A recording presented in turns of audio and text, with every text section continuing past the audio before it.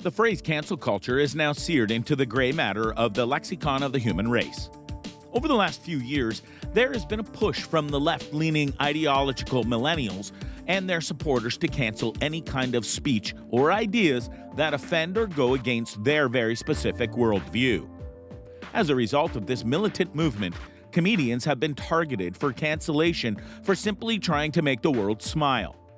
Today in this video, we're going to take a look at cancel culture and the comedians who have taken a stand against it for the sake of laughter. Dave Chappelle. Dave Chappelle is one of the most beloved and outspoken comedians of the last 25 years. After popping onto the world stage with the stoner comedy film Half Baked in 1998, he has since started his hit comedy show on Comedy Central, as well as several stand-up specials. Dave was never one to sugarcoat anything, and was always an equal opportunity offender, making fun of every race, creed, and lifestyle to make them laugh. And he is very good at it. Recently, Dave found himself on the bad side of the woke mob after his comedy special The Closer premiered on Netflix because of comments he made about the trans community. It is important to note that Chappelle is not a right-wing pundit and has usually leaned more to the left with his social commentary. Last year, he released a stand-up special entitled 846, which was the amount of time George Floyd had a white cop's knee drove into the back of his neck while he suffocated to death on the ground. Chappelle outright and rightly called that incident murder.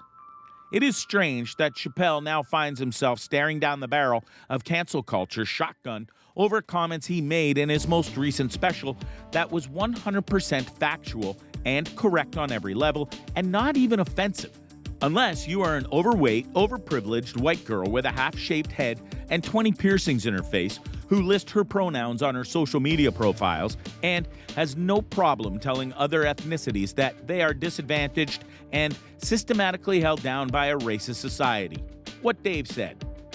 Chappelle and Netflix released The Closer at the beginning of October this year.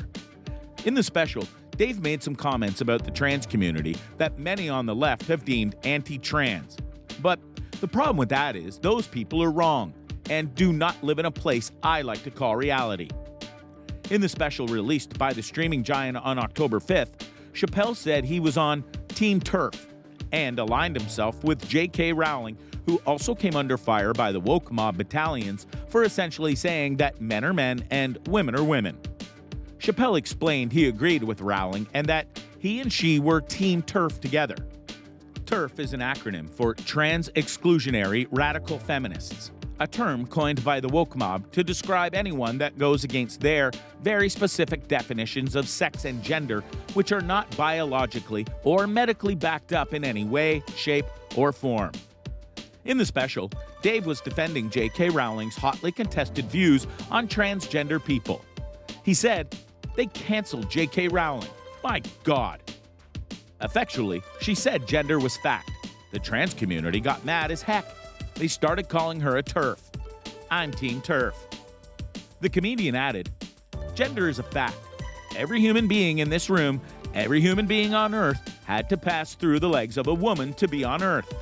This is a fact." He went on to say that trans women's genitalia are not quite what it is. The fact is, he is right about what he said, and he was clear that he has no problem with the trans or LGBTQ community, even going on to a lengthy story about another comedian whom he was friends with that had committed suicide.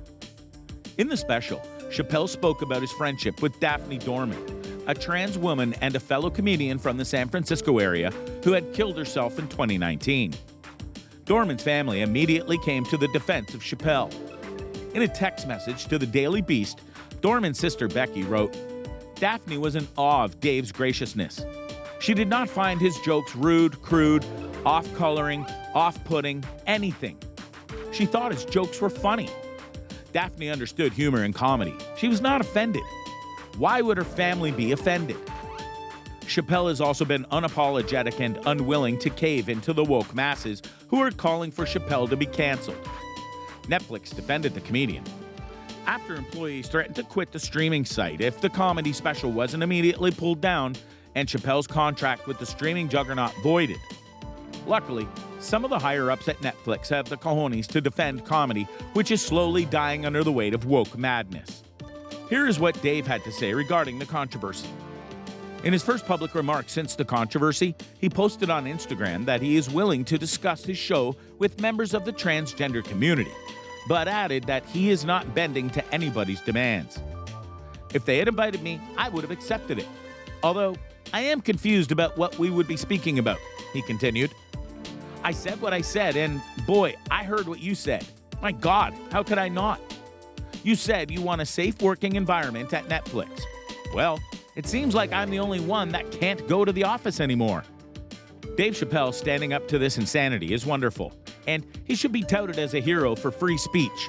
But he is not the only comedian to come under fire over the years.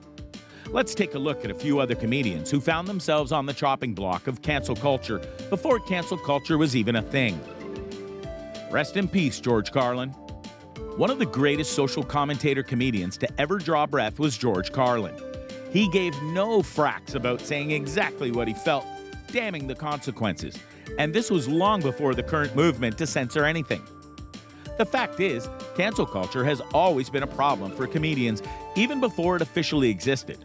Carlin found himself on the beating stick end of cancel culture several times during his long career. One of these instances was during an HBO comedy special in 1987, where Carlin spoke about the American dream and his belief that it was a scam. Here's what Carlin had to say. The reason education sucks and will never, ever, ever be fixed is because the owners of this country don't want that. I'm talking about the real owners, the big, wealthy business interests that control things and make all the important decisions. Forget the politicians. The politicians are put there to give you the idea that you have freedom of choice. You don't. You have no choice. You have owners. They own you. They own everything. They own all the important land. They own and control the corporations. They've long since bought and paid for the Senate and Congress, the State House, the city halls.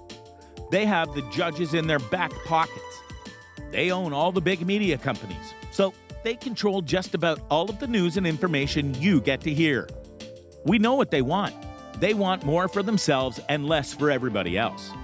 I'll tell you what they don't want. They don't want a population of citizens capable of critical thinking, well-informed, well-educated people capable of critical thinking. Carlin was torched by the media for his comments, and calls for HBO to take the special down were heard far and wide. But Carlin did not back down, and neither did HBO. And we went on to have many more years of his witty and spot-on social commentary. Rest in peace, Bill Hicks. Carlin was not the only comedian from back in the day to make controversial statements.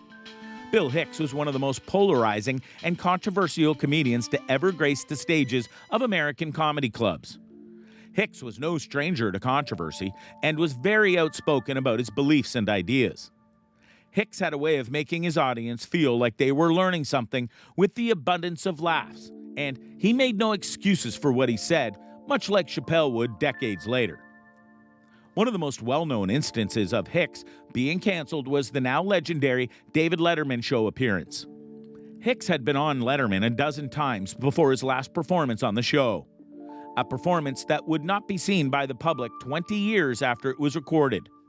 The routine was canceled by Letterman and his producers and never aired over perceived controversial remarks Hicks made about the American society, the Republican Party, and the presiding president of the United States. Hicks would pass away of pancreatic cancer in 1994, a death that was swiftly followed by conspiracy theories that the U.S. government had killed Hicks in retaliation for his comments over the years. The fact that people thought the U.S. government murdered Hicks is a testament to his genius.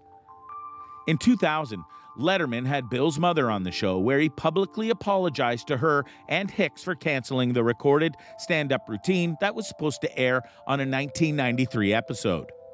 He then played the entire 12-minute set of Hicks' routine for the audience. After the routine aired, Letterman told his audience he had no idea what he and his producers were thinking when they pulled the routine from the show. He added that he was profoundly sorry for doing so. Like Chappelle and Carlin, Hicks never backed down from what he believed in and never made excuses for anything he said. When it comes down to it, if you do not like what someone is saying, change the channel and shut up. Comedy is now being murdered by the woke mob and radical left.